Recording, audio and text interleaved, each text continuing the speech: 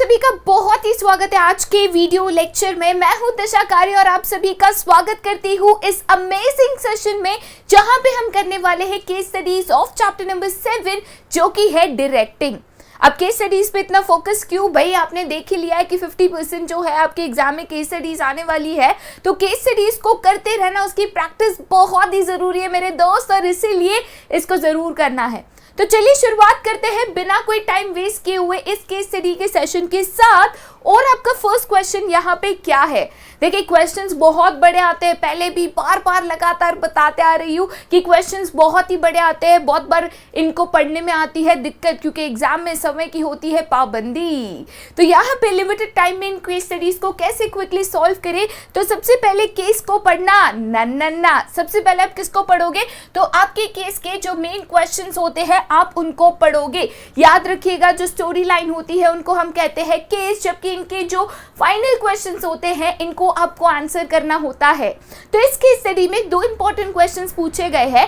पहला क्वेश्चन यहाँ पे ये है कि identify the functions of management, जो इस केस स्टडी में गिवन है। अब देखिए डायरेक्टिंग चैप्टर है तो बच्चे कहते हैं अरे यार ये तो बहुत सिंपल है, लेकिन एक चीज याद रखिएगा, कभी भी जिंदगी में हमेशा केस स्टडीज चैप्टर वाइज कभी भी एग्जाम में नहीं आएंगे। वो शफल होके कहीं से भी कोई भी केस स्टडी आ सकता है।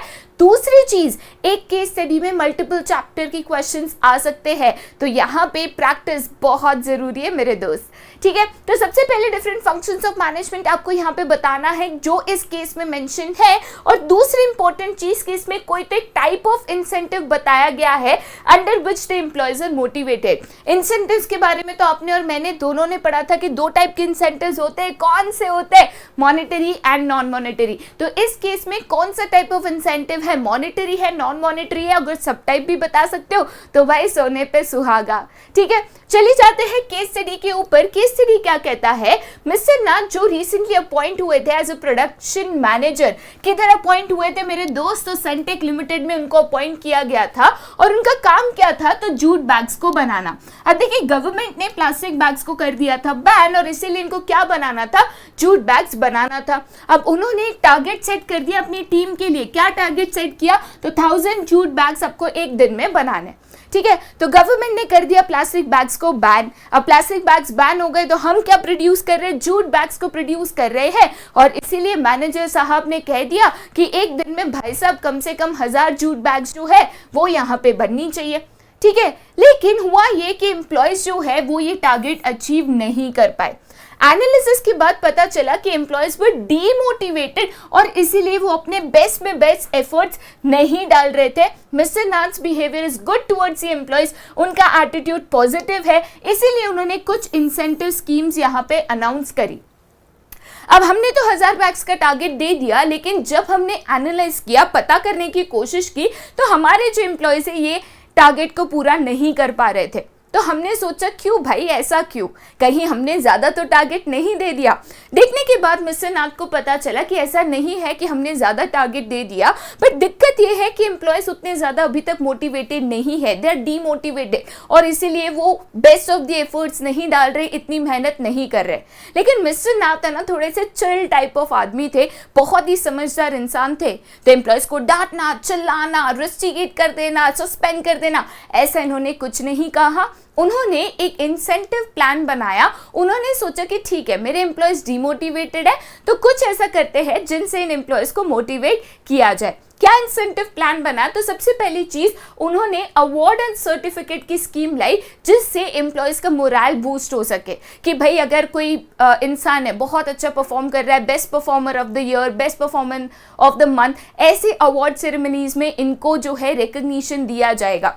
दूसरी चीज, rewarding an employee for giving valuable suggestions. अब मान के चलिए कि कोई कारण सर कोई दिक्कत आ रही है एम्प्लॉयज को, जिसकी वजह से भी ये टारगेट पूरा नहीं हो रहा, आप अगर अपने मैनेजमेंट को कोई अच्छा सजेशन देते हो कि हम ये टारगेट कैसा पूरा कर सकते हैं, तो भी आपको रिवॉर्ड दिया जाएगा। थर्ड चीज, congratulating the employees for good performance. Personally जाके एम्प्लॉयज को कहना कि आपने बहुत ही बढ़िया काम किया। काफी बार ये जो मीठे बोल होते हैं यही काफी होते हैं, रिकॉग्निशन ही काफी होता है to help you feel motivated, to help you feel better कि ठीक है हम अगर मेहनत कर रहे हैं तो उसकी वैल्यू यहाँ पे की जा रही है। ठीक है, अब स्टोरी तो बहुत अच्छी लगी, मिस्टर नाथ का स्वभाव तो बहुत ही अच्छा लगा हमें, बट हमें क्वेश्चन से यहाँ पे डाइवर्ट नहीं होना है। सबसे पहले 2 इंपॉर्टेंट फंक्शंस ऑफ मैनेजमेंट जो इस केस स्टडी में बताए थे वो हमें बताने। तो सबसे पहली चीज यहाँ पे टारगेट सेट करना, ठीक है, बताना क्या करना है, कैसे करना है, अगर कोई दिक्कत आई तो क्या मॉनिटरी स्कीम लानी है, कहीं ना कहीं ये कहाँ पे डायरेक्ट करता है। तो अगर मैं यहाँ पे फंक्शंस ऑफ मैनेजमेंट की बात करूँ तो बेटा पहला फंक्शन जो मुझे यहाँ पे दिखता है वो है डायरेक्टिंग, ठीक है। और ये तो आप कहोगे मैम जाहिर सी बात है यार, डायरेक्टिंग चैप्टर का केस स्टडी जो करा रहे हो, ठीक है, बट क्या एक ही फंक्शन है? मुझे कैसे पता चला कि टारगेट पूरा नहीं हो रहा है? मुझे कैसे पता चला कि यहाँ पे कोई दिक्कत है? मैं क्यों प्रॉब्लम का सॉल्यूशन फाइंड करने गई? क्योंकि बेटा मैं यहाँ पे डायरेक्टिंग के साथ कंट्रोलिंग भी कर रही हूँ। मैंने टारगेट सेट कर दिया, ये करना है बता दिया, डायरेक्टिंग कर दिया, बट मैंने परफॉर्मेंस को इवैल्यूएट किया, टारगेट के साथ मेजर किया, डिविएशन पता चला, तब तो जाके डिविएशन करेक्ट कर रही हूँ। तो यहाँ पे डायरेक्टिंग के साथ और एक फंक्शन इन्वॉल्व है जो कौन सा है, जो कि है कंट्रोलिंग, ठीक है। तो ये तो आपका जो क्वेश्चन ए था उसका आंसर हुआ। अब क्वेश्चन बी क्या पूछा गया था कि इस केस स्टडी में एक टाइप ऑफ इंसेंटिव आपको यहाँ पे बताया गया है, तो एम्प्लॉय रिकॉग्निशन देना, उनको अवार्ड्स देना, उनको परफॉर्मेंस अच्छी करने पे रिवॉर्ड देना, उनको कॉन्ग्रेचुलेशंस कहना, क्या इसमें कहीं पे भी बोनस, इतना पैसा, इतना इंक्रीमेंट, सैलरी बढ़ाना, क्या कहीं पे मेंशन्ड है? नहीं ना। तो यहाँ पे बिकॉज कोई भी मनी इन्वॉल्व नहीं है, these all are non monetary incentives. क्या है ये? नॉन मॉनिटरी इंसेंटिव्स है। देखा जाए तो मिस्टर नाथ ने एम्प्लॉय रिकॉग्निशन स्कीम का इस्तेमाल करते हुए जहां पे वो परफॉर्मर्स जो होते हैं, ठीक है, एम्प्लॉय रिकॉग्निशन स्कीम को यूज करके जो परफॉर्मर्स होते हैं, जो अच्छा काम करते हैं, जो अच्छे सजेशंस देते हैं, उनको रिकॉग्निशन देके उनको मोटिवेटेड फील कराने की कोशिश कर रहे हैं कि वो best of the best performance दे और हम अपने टारगेट्स को बिल्कुल पूरा कर सके, ठीक है। था ना इजी सा केस स्टडी, बट यहाँ पे मेन फोकस हमेशा होना चाहिए कि क्वेश्चन में कहीं कोई बारीकी हमसे मिस ना हो जाए। जरूरत पड़ने पे डबल टाइम क्वेश्चन पढ़ो, पेंसिल हाथ में रखो to mark important points, but कुछ मिस नहीं होना है, ठीक है। चलिए जाते हैं टू द नेक्स्ट क्वेश्चन जो कि है क्वेश्चन नंबर 2।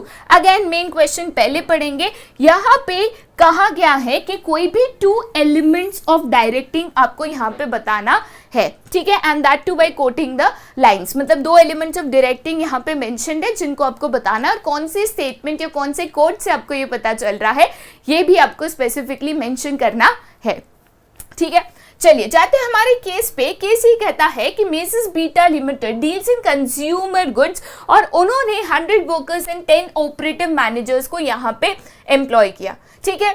ये ऑपरेटिंग मैनेजर्स का काम क्या है? तो वर्कर्स को गाइड एंड सपोर्ट करना कि भाई आप जो मशीनरी यूज कर रहे हो उसको कैसे यूज करोगे, क्या करना है, क्या नहीं करना है, किन चीजों को आपको ध्यान रखना है, बताना, गाइड करना, देखरेख करना। कोई तो एक एलिमेंट याद आ रहा होगा। नहीं बताना नहीं है, रुकिए केस स्टडी तो कंप्लीट हो जाए। The company has a policy of granting leave as per the requirement of the workers. क्या बात है? Workers are generally granted leave on festivals and special occasions. Recently on Puja festival, it received a very big order.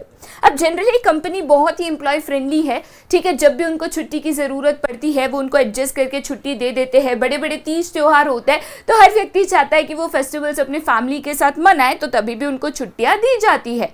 लेकिन हुआ यूँ कि recently जब एक बहुत ही बड़ा पूजा फेस्टिवल था तभी ही इस कंपनी को मिला बहुत ही बड़ा ऑर्डर। अब एम्प्लॉयज को चाहिए छुट्टी, कंपनी को चाहिए कि हम ऑर्डर कंप्लीट करें। कैसे करेंगे आइए देखते हैं। Workers are keen to take puja holidays, जबकि मैनेजमेंट चाहता है कि भाई हम ओवर टाइम करके ऑर्डर को कंप्लीट करें क्योंकि बड़ा सा ऑर्डर है यार, हमें प्रॉफिट मिलेगा, ठीक है। This matter was placed before personal manager जिसने एक मीटिंग बुलाई of operative managers and workers. अब देखिए पर्सनल मैनेजर जो एम्प्लॉयज को मैनेज करता है, ठीक है, उनको ये बताया गया कि देखिए सर बात ये है कि हमें बड़ा ऑर्डर मिला है, हमें वो कंप्लीट करना है और उसके लिए एम्प्लॉयज को ओवर टाइम करना चाहिए, बट उनको छुट्टी की भी जरूरत है क्योंकि फेस्टिवल है। तो करे क्या यार, दुविधा बहुत ही बड़ी थी, ठीक है। तो पर्सनल मैनेजर ने क्या कहा, सारे ऑपरेटिव मैनेजर्स और एम्प्लॉयज को बुलाया एक मीटिंग के लिए, और उस मीटिंग में उन्होंने क्या कहा कि हम है ना हमारे एक इंसेंटिव प्लान बदल रहे, जो भी वर्कर है ओवर टाइम करेगा उसको हम डबल वेजेस देंगे। मान के चलो हम आपको 1 घंटे का 200 रुपया देते हैं, ठीक है, और आप काम करते हो 9 to 4, ठीक है। 4 बजे के बाद आप जितने भी घंटे काम करोगे उसका हम 400 रुपये पर आवर के हिसाब से पे करेंगे, मतलब ओवर टाइम का डबल पैसा मेरे दोस्त, ठीक है। दूसरी चीज उन्होंने क्या कही कि जो भी हॉलीडेज पे काम करेगा, ठीक है, जैसे संडे है, पूजा का हॉलीडे है, फिर भी अगर आप काम करते हो तो उस दिन के तो आपको 3 गुना पैसे यहाँ पे दिए जाएंगे। मतलब यहाँ पे हमने फोर्स नहीं करा, हम चाहते हैं एम्प्लॉयज काम करें, बट उनका छुट्टी का दिन है, हम कैसे उनको जबरदस्ती कर सकते हैं? जबरदस्ती करेंगे तो उनको आएगा गुस्सा, वो हो जाएंगे डीमोटिवेटेड, हो सकता है कि वो काम ढंग से ना करे। तो हमने क्या किया, उनको एनकरेज करने के लिए कि वो खुद से काम करे, वॉलंटरीली ये काम करे, हमने उनको कह दिया कि ओवर टाइम के डबल पैसे मिलेंगे और छुट्टी के दिन अगर काम किए तो 3 गुने पैसे मिलेंगे। अब इससे हुआ क्या कि एम्प्लॉयज जो है बिना प्रेशर के वॉलंटरीली खुद ही हॉलीडेज के वक्त काम करने लगे, ओवर टाइम करने लगे, और इसके कारण ऑर्डर भी हो गया पूरा। अब ऑर्डर पूरा हो गया तो जो बोर्ड ऑफ डायरेक्टर्स है उन्होंने पर्सनल मैनेजर को मीटिंग के वक्त पूछा कि भाई आपने ये हायर आउटपुट लाया, टाइमली सप्लाई किया, बिना वर्कर्स को डांटे चिल्लाए कन्फ्रंट करे, ये कैसे किया, क्या जादू किया अपने वर्कर्स पे? तो पर्सनल मैनेजर ने कहा कि just used a carrot with no sticks approach, मतलब मैंने यहाँ पे डंडी का इस्तेमाल नहीं किया, मैंने बस यहाँ पे दिमाग लगाया, ठीक है। तो अब सवाल ये है कि यहाँ पे कोई तो 2 कंसेप्ट्स या 2 एलिमेंट्स ऑफ डायरेक्टिंग है, कौन से 2? तो देखिए सबसे पहला यहाँ पे एलिमेंट जो आपको दिख रहा है, it employees 100 workers and 10 operative managers who give guidance and support to the workers while operating the machine। मतलब वर्कर्स जब मशीन ऑपरेट कर रहे हैं तो क्या करना, कैसे करना, कब करना, तो इन अ वे वो उनको सुपरवाइज कर रहे हैं, उनको सिखा रहे हैं कि क्या करना है, कैसे करना है, और क्या ये सही से हो रहा है नहीं हो रहा है। ऑपरेशन मैनेजर का तो वही काम होता है ना, काम तो वर्कर्स कर रहे हैं, तो वर्कर्स ठीक से काम कर रहे हैं, कुछ गलती कर रहे हैं, क्या मिस्टेक कर रहे हैं, ये देखना। तो सबसे पहला जो एलिमेंट दिख रहा है वो मुझे दिख रहा है सुपरविजन। स्टेटमेंट मैं आपको ऑलरेडी यहाँ पे बता चुकी हूँ, ठीक है। दूसरा जो मुझे यहाँ पे एलिमेंट दिख रहा है वो बहुत ही ऑब्वियस है, workers without any pressure voluntarily took limited holidays and were able to increase their earning by working overtime and on holidays, ठीक है। तो यहाँ पे इन अ वे मैंने क्या किया, तो मैंने वर्कर्स को ये इंसेंटिव प्लान डिजाइन करके मैंने उनको मोटिवेट किया।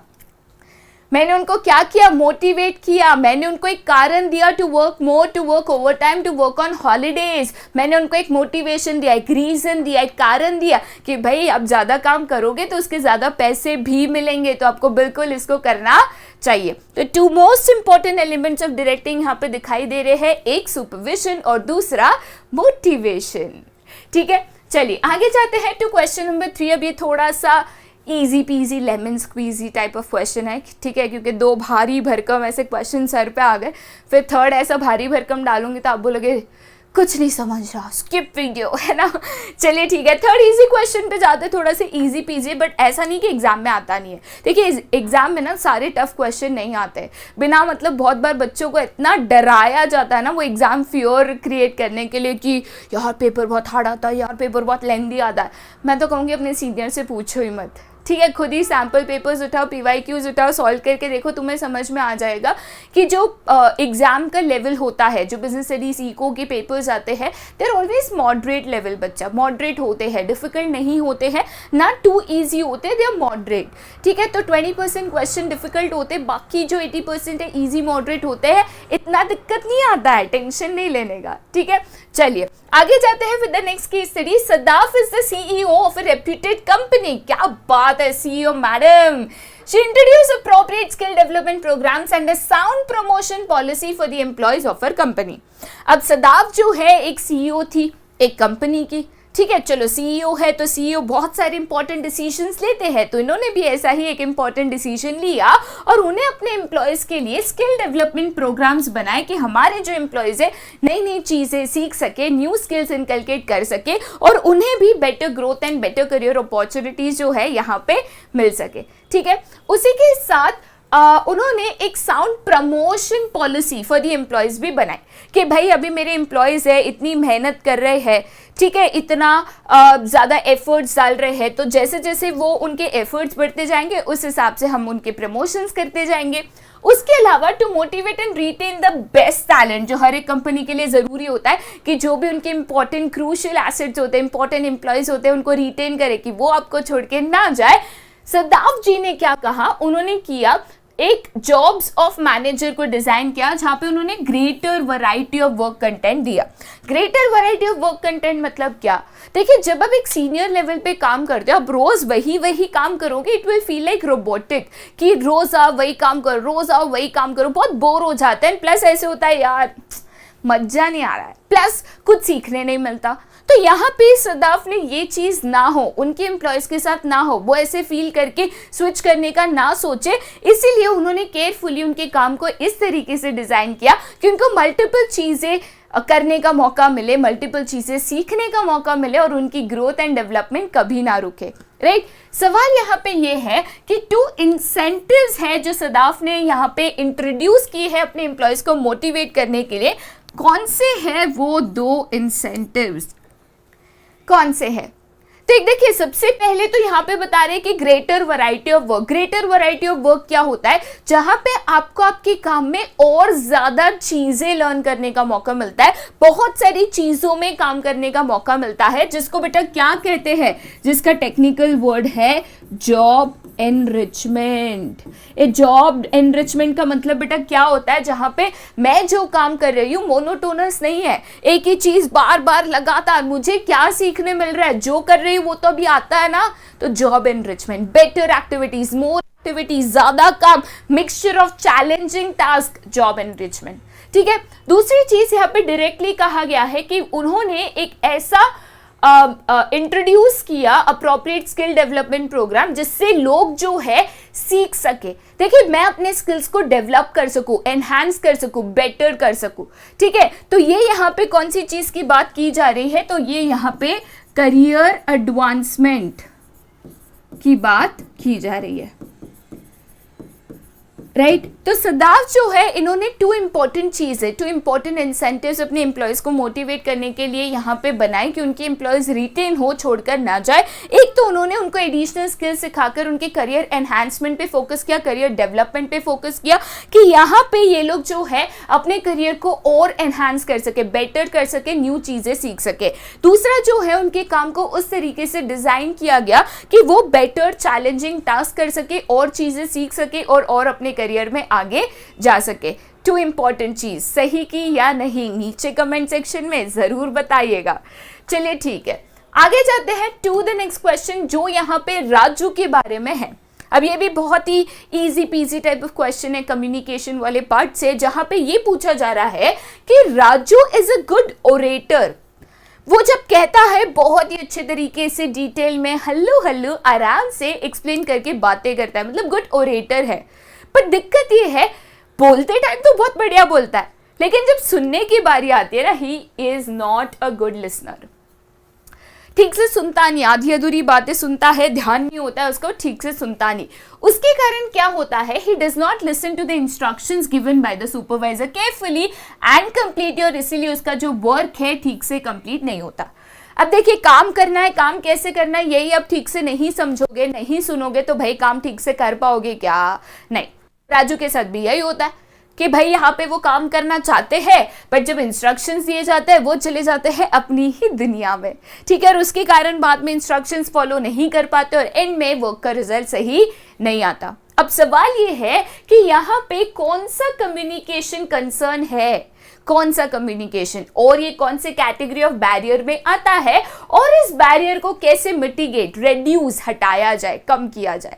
ठीक है, तो सबसे पहले ऑब्वियस बात है, मतलब गुड लिसनिंग नहीं है तो कौन सा यार बैरियर है यहाँ पे, कौन सा बैरियर है बताओ बताओ? ध्यान नहीं देता, इंस्ट्रक्शंस नहीं सुनता, बात नहीं सुनता, ऑब्वियसली यहाँ पे लैक ऑफ अटेंशन की दिक्कत है कि भाई राजू ध्यान से बातों को नहीं सुनता, उसको और कोई दिक्कत नहीं है, बट जब कोई इंस्ट्रक्शंस देता है वो ध्यान से सुनता ही नहीं है। और ये लैक ऑफ अटेंशन बेटा कौन से बैरियर में आता है, तो ये आता है आपका सिमेंटिक बैरियर में। जो टाइप्स ऑफ बैरियर्स बेटा आपको पढ़ाए थे उसमें ये सिमेंटिक बैरियर्स में आता है। थर्ड चीज यहाँ पे क्या पूछी गई थी कि इस बैरियर को कैसे कम करें, तो भाई एक अच्छे लिसनर बनिए, ठीक है, आप अच्छे से चीज़ों को सुनिए और फिर ही उस हिसाब से रिस्पॉन्ड करिए। जब कोई चीज़ आपसे कही जा रही है तो उसको ठीक से कंसंट्रेशन के साथ, फुल फोकस के साथ बिल्कुल बिल्कुल हमें यहाँ पे सुनना चाहिए। चलिए आगे बढ़ते हैं। तो नेक्स्ट क्वेश्चन यहाँ पे क्या दिया गया है कि Rose limited is a manufacturing company. चलिए रोज लिमिटेड एक मैन्युफैक्चरिंग कंपनी है और ये क्या बनाते हैं, टेक्सटाइल, कॉस्मेटिक्स एंड किचनवेयर। चलिए ठीक है, मैन्युफैक्चरिंग कंपनी है लेकिन क्या मैन्युफैक्चर करते हैं वो भी बताया गया है, textile, cosmetics and kitchenware. Company ने रिक्रूट किया है सारे के सारे female freshers directly from a management institute जो उस सिटी में लोकेटेड है। मतलब ये कंपनी ने जो भी मैनेजर्स रिक्रूट किए हैं डायरेक्टली कॉलेज से फीमेल एम्प्लॉयज को रिक्रूट यहाँ पे किया गया है। और हर एक प्रोडक्ट की एक डिफरेंट फीमेल मैनेजर है। मतलब यहाँ पे डिफरेंट प्रोडक्ट्स के डिफरेंट डिपार्टमेंट्स है और उनके लिए डिफरेंट फीमेल मैनेजर यहाँ पे है। ठीक है, 3 मैनेजर्स के बारे में यहाँ पे बताया गया है। सबसे पहले है मिस पूजा जो कि टेक्सटाइल के ऊपर फोकस करती है, टेक्सटाइल डिपार्टमेंट की मैनेजर है। उनका फोकस होता है डिसेंट्रलाइजेशन एंड वो डिसीजन लेती है रिगार्डिंग डिफरेंट वर्क, बल्कि अपने सबऑर्डिनेट्स को कंसल्ट करते हुए। तो मिस पूजा जो है टेक्सटाइल डिपार्टमेंट को यहाँ पे हेड कर रही है और वो जो भी डिसीजंस लेती है अपने सबऑर्डिनेट्स को कंसल्ट किए हुए, पूछे बिना बिल्कुल नहीं लेते। उसके बाद है मिस मोना जो कि कॉस्मेटिक डिपार्टमेंट्स की हेड है और वो मैनेजरियल में उनका कोई इंटरेस्ट ही नहीं है। ठीक है, तो वो अपने सबऑर्डिनेट्स को कह देती है कि भाई तुमको जो सही लगे ना तुम वो करो, हमको मत पूछो तुम, है ना। उसके बाद आते हैं मिस अनु। अब मिस अनु जो है किचनवेयर सेगमेंट की हेड है, मैनेजर है। उन्होंने पूरी की पूरी ऑल द अथॉरिटी जो है खुद के हाथों में रखी हुई है। मतलब भाई सारे डिसीजंस मैं ही लूंगी, तुम तो वही करोगे जो मैं कहूंगी, जैसा बोला वैसा करो। ठीक है, अब यहाँ पे सवाल ये है which kind of organisational structure has the company adopted. तो सबसे पहले ऑर्गेनाइजेशनल स्ट्रक्चर कौन सा है, उसके बाद स्पेसिफिक सोर्स ऑफ रिक्रूटमेंट बताना है, उसके बाद लीडरशिप स्टाइल जो तीनों फॉलो करते हैं वो आपको बताना है। अब यहाँ पे आप खुद ही देख लो, जो मैं आपको बार बार लगातार समझाते आ रही हूँ। क्वेश्चन नंबर 1 ऑर्गेनाइजिंग से है क्योंकि ऑर्गेनाइजेशनल स्ट्रक्चर पूछा है। क्वेश्चन नंबर 2 में सोर्सेस ऑफ रिक्रूटमेंट पूछा है तो स्टाफिंग से हो गया। क्वेश्चन नंबर 3 में स्टाइल्स ऑफ लीडरशिप पूछे तो डायरेक्टिंग से हो गया। एग्जाम में ऐसे टाइप ऑफ क्वेश्चंस आने के बहुत ही ज्यादा चांसेस होते हैं जहाँ पे कॉम्बिनेशन ऑफ चैप्टर्स होते हैं। दैट इज वाई मेरे दोस्त प्रैक्टिस इज इंपॉर्टेंट। ठीक है, सबसे पहले यहाँ पे ऑर्गेनाइजेशनल स्ट्रक्चर की बात करूँ तो अब सभी को पता है 2 टाइप ऑफ ऑर्गेनाइजेशनल स्ट्रक्चर थे, functional and divisional. Functional structure कब सूटेबल था, जब सिंगल प्रोडक्ट कंपनी प्रोड्यूस करती थी, बट यहाँ पे because company multiple products produce कर रही है और डिफरेंट डिपार्टमेंट के डिफरेंट मैनेजर्स है, they are engaged into divisional structure. कौन सा बेटा यहाँ पे स्ट्रक्चर फॉलो किया जा रहा है, तो डिविजनल स्ट्रक्चर फॉलो किया जा रहा है। ठीक है, सेकंड क्वेश्चन पूछा तो कौन सा सोर्स ऑफ रिक्रूटमेंट यहाँ पे यूज किया गया है, तो क्वेश्चन में स्पेसिफाइड था कि जो भी एम्प्लॉयज, जो तीनों मैनेजर्स को रिक्रूट किया गया था उनको डायरेक्टली उनके कॉलेज से रिक्रूट किया गया था जो इस सिटी में था। कॉलेज से स्टूडेंट्स को रिक्रूट करना बेटा इसको क्या बोलते हैं, इसको कैंपस रिक्रूटमेंट बोलते हैं। क्या बोलते हैं, तो कैंपस रिक्रूटमेंट बोलते हैं। ठीक है, तीसरा सवाल यहाँ पे क्या पूछा गया था डायरेक्टिंग में कि कौन सी स्टाइल्स ऑफ लीडरशिप यहाँ पे फॉलो की गई थी।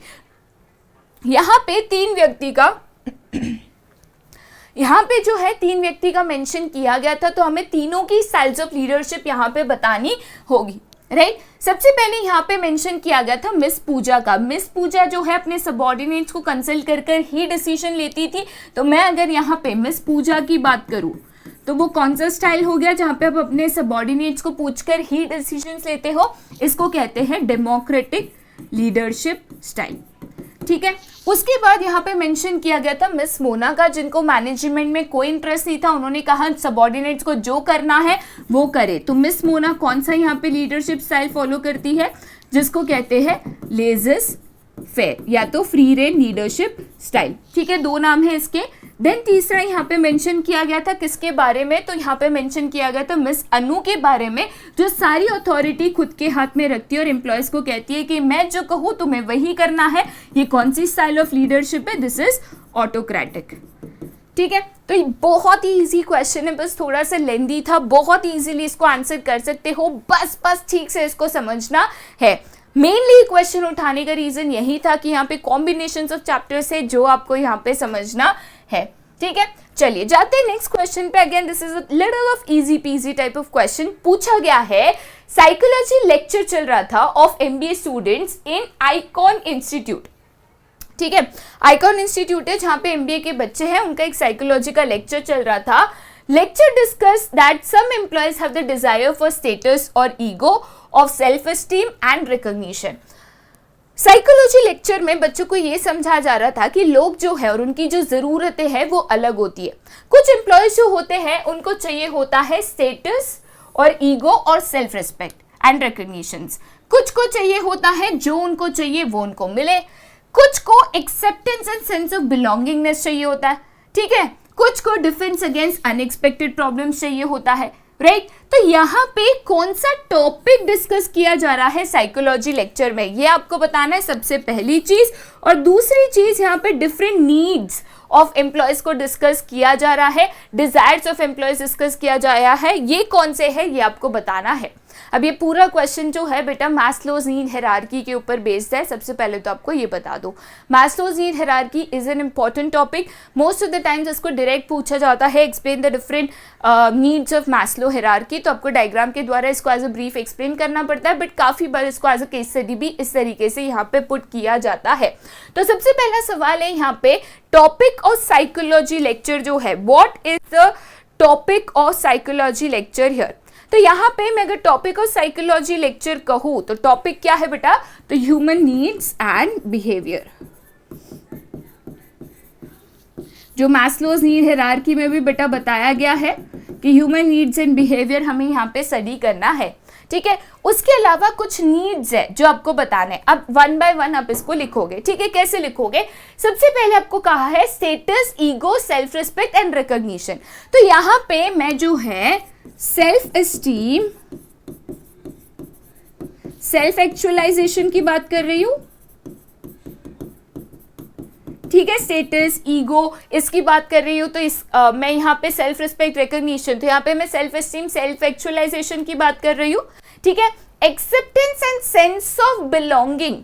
ठीक है, तो सेंस ऑफ बिलोंगिंग जहां पे मैं सोशल नीड्स की बात कर रही हूँ, I belong to a group, I belong to the society, मेरे दोस्त है, मेरे कलीग्स है, मेरे ग्रुप्स है। उसके अलावा some need defence against unexpected problems in the future, तो मैं यहाँ पे सेफ्टी की बात कर रही हूँ, जहां पे हम फ्यूचर के लिए सेव करते हैं, जॉब सिक्योरिटी चाहिए तो फ्यूचर के लिए सेव करते हैं, दैट इज अबाउट सेफ्टी। ठीक है, तो यहाँ पे इन स्टेटमेंट्स के द्वारा आपको डिफरेंट नीड्स जो है उनको यहाँ पे इजीली हाईलाइट करना है। बहुत ही सिंपल क्वेश्चन है, बस इसको ठीक से आपको समझने की जरूरत है। ठीक है, नेक्स्ट क्वेश्चन है कि नोटिस बोर्ड एक प्लेस किया गया था in the reception area of ABC limited. इस तरीके का नोटिस बोर्ड था जिसमें लिखा गया था meeting of all supervisors scheduled on 18th of May 2014। एक सेकेंड, 18 मई को मीटिंग स्केड्यूल की गई है। ठीक है, कहाँ, कितने बजे, किसके लिए, चलो किसके लिए मेंशन्ड है, ऑल सुपरवाइजर, चलो ठीक है, सुपरवाइजर्स की 18 मई को मीटिंग है, लेकिन कहाँ पे और कितने बजे मेरे दोस्त, ये बताया है क्या, नहीं ना। तो सवाल यही है कि यहाँ पे कुछ तो एक कम्युनिकेशन बैरियर हुआ है। The notice place here did not mention clear specification regarding the time, उसकी वजह से एम्बिग्विटी ऑफ मैसेज है, मैसेज क्लियरली समझ में नहीं आ रहा है, राइट। तो which barrier of communication is referred to here. अब यहाँ पे no clear understanding of message because of incomplete information, इसको भी बेटा कौन सा बैरियर कहते हैं, सिमेंटिक बैरियर कहते हैं। ठीक है, यहाँ पे मैं मैसेज को या कम्युनिकेशन को क्लियरली नहीं समझ पा रही हूँ क्योंकि यहाँ पे जो इंफॉर्मेशन है इनकम्प्लीट है मेरे दोस्त। ठीक है, उसके बाद नेक्स्ट क्वेश्चन है, Pramod was a supervisor at Annapurna atta factory. The factory was producing 200 quintals of atta every day. His job was to make sure that the work goes on smoothly and there was no interruption in production. He was a good leader who would give orders only after consulting his subordinates and work out the policies with the acceptance of the group. Identify and describe the leadership style being adopted by Pramod. Very easy question. Subordinates को पूछ के decision लिया जाता है, subordinate को consult किया जाता है. भाई साहब ये डायरेक्टली आपको बताता है कौन सी लीडरशिप स्टाइल है, तो डेमोक्रेटिक लीडरशिप स्टाइल फॉलो की जा रही है. ठीक है, explain the other types also. तो डेमोक्रेटिक तो यहाँ पे प्रमोद जी फॉलो कर ही रहे हैं, बट उसके अलावा कौन सी लीडरशिप स्टाइल्स होती है, तो उसके अलावा ऑटोक्रेटिक भी होती है एंड फ्री रेन या लेजर्स फेयर जिसको कहते हैं. ये दो लीडरशिप स्टाइल्स भी होती है जिनको आपको इसके साथ एक्सप्लेन करना है. बहुत इजी क्वेश्चन था. ठीक है, चलिए नेक्स्ट क्वेश्चन पे जाते हैं. Rahul is an engineer in Jacob limited. He works very hard and is observed by the production manager but he never appreciates the efforts of mister Rahul. Name the element of direction not exercised by the production manager. Rahul बड़ी मेहनत कर रहा है, बहुत काम कर रहा है, प्रोडक्शन मैनेजर को पता है, बट जाके कभी तारीफ नहीं करनी है. क्या होता है भाई, तारीफ करने से ईगो हर्ट हो जाता है क्या? ना करनी चाहिए. ठीक है, नहीं करता है. तो कौन सा एलिमेंट है ऑफ डायरेक्शन जो यहाँ पे नहीं एक्सरसाइज किया जा रहा है? भाई साहब बहुत इजी है. यहाँ पे जो मोटिवेशन वाला फैक्टर है ना, ये एक्सरसाइज नहीं किया जा रहा है. क्योंकि अगर कोई काम कर रहा है, कोई फॉलो कर रहा है, कोई आपके लिए मेहनत कर रहा है, तो उसको तारीफ करके मोटिवेट तो करोगे कि वो आगे भी इसको करते रहेगा. कोई देख ही ना है, एक दिन बोलेगा यार मेरे को करना ही नहीं है, किसको फर्क पड़ता है, डीमोटिवेट हो जाएगा. ठीक है, तो मोटिवेशन यहाँ पे फॉलो नहीं किया जा रहा है. और ये लास्ट क्वेश्चन है भाई साहब, लास्ट क्वेश्चन है डू इट योरसेल्फ क्वेश्चन, क्योंकि ये भी बहुत ही सिंपल क्वेश्चन है. ठीक है, बट डू इट योरसेल्फ है तो आंसर कहां पे बताओगे? नीचे कमेंट सेक्शन में बताओगे, और जो भी करेक्ट आंसर होगा उसको मिलेगा मेरा एक लाइक ऑन द कमेंट. ठीक है, कोशिश करूंगी सबकी राइट आंसर्स को यहाँ पे लाइक जरूर करूं, बट नीचे कमेंट सेक्शन में आंसर को जरूर बताइएगा. क्वेश्चन क्या है? Bhuvan was working as a clerk in Hindustan limited since last 3.5 years. ओहो, 3.5 साल से भुवन यहाँ पे काम कर रहे हैं. क्या बात है. He was working with full diligence. His boss notice his performance and gave him confirmation letter. Which kind of Bhuvan's need was satisfied? मैं एक जगह पे काम कर रही हूँ, 3.5 साल हो गए. मेरे बॉस ने देखा कि मैं बहुत मेहनत और लगन से काम कर रही हूँ, और इसीलिए मुझे कंफर्मेशन लेटर मिला कि मैं इस काम पे अभी परमानेंट हूँ. ठीक है, तो यहाँ पे मेरी कौन सी नीड सेटिस्फाई हुई है? जरा मैस्लोज नीड हायरार्की पे फोकस करना. आंसर जरूर आपको मिल जाएगा, बट आंसर कहाँ पे बताना है? तो भाई यहाँ पे आंसर जो है नीचे आपको कमेंट कर बिल्कुल यहाँ पे बताना है, और जो भी राइट कमेंट होगा उसको हम यहाँ पे करेंगे लाइक. तो कमेंट जरूर करिएगा, कमेंट करके हमें आंसर जरूर बताइएगा. दोबारा ऐसे केस स्टडीज के वीडियो के साथ हम आते तो रहेंगे. ठीक है, बट बहुत ही जल्द आएंगे एक कॉम्बिनेशन ऑफ चैप्टर वीडियोस के साथ भी.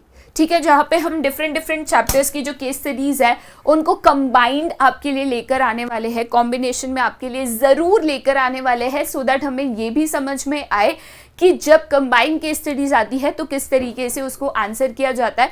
पहला फोकस है to complete the chapter wise case studies, but आपको जोरदार प्रैक्टिस करनी है, क्योंकि जब कॉम्बिनेशन वाली केस स्टडीज आएगी तब आएगा असल मजा. मैं उम्मीद करती हूँ कि ये केस स्टडीज के वीडियो आपको प्रैक्टिस में जरूर हेल्प करते हैं. बार लगातार ऐसे वीडियोस के साथ हम जरूर आते रहेंगे, बट तब तक के लिए बाय, और कमेंट करना बिल्कुल ना भूलिएगा.